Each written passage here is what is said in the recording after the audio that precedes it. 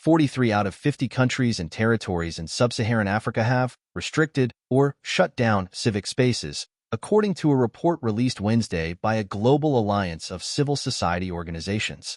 The annual report, titled People Power Under Attack 2024, says civic space has improved over the past year in Botswana and Liberia, but gotten worse in Burkina Faso, Eswatini, Ethiopia, and Kenya. Conditions for civil society have deteriorated over the past year in 9 countries, 4 of which are in Africa, and general civic space conditions in the African continent remain repressive, according to Civicus, which tracks the state of civic freedoms of 198 countries. Sylvia Mbataru, a human rights lawyer and Civicus researcher, said almost 900 million people in sub-Saharan Africa live in politically repressed societies. Almost 70% of the population in Africa south of the Sahara is now living within a repressed civic space, Mbataru said. That means a big majority of the continent are not able to access their rights, are not able to speak out anymore, are not even able to engage in meaningful democracy efforts and governance efforts. So this is a really concerning figure to have.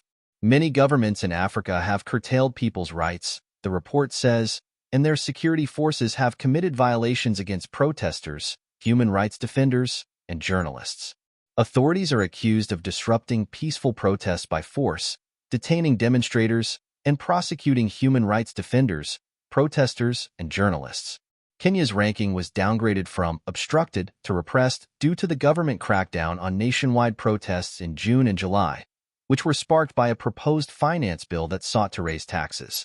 According to rights groups, more than 60 people were killed during the protests in Kenya and dozens more are missing.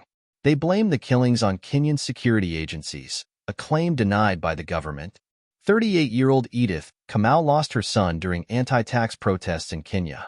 She agrees with the report that her country's human rights record and civic space are not good, saying that no one, rich or poor, is safe and secure. Even well-to-do people are being abducted, she said, and the current president is not good for his people. Kamau said her son's body was recovered from a government building, per a police report, but she and her family have yet to get justice. The post-mortem report showed her son was shot at close range during the protests, and officers told her the weapons used were carried exclusively by special forces, but she said she has been kept in the dark about what really happened. The Civicus report downgraded Burkina Faso's status from obstructed to repressed. Eswatini and Ethiopia were downgraded from repressed to closed, meaning authorities there tolerate almost no public dissent or demonstrations. Despite many African countries restricting civic space, some are making progress in allowing political expression and defense of human rights.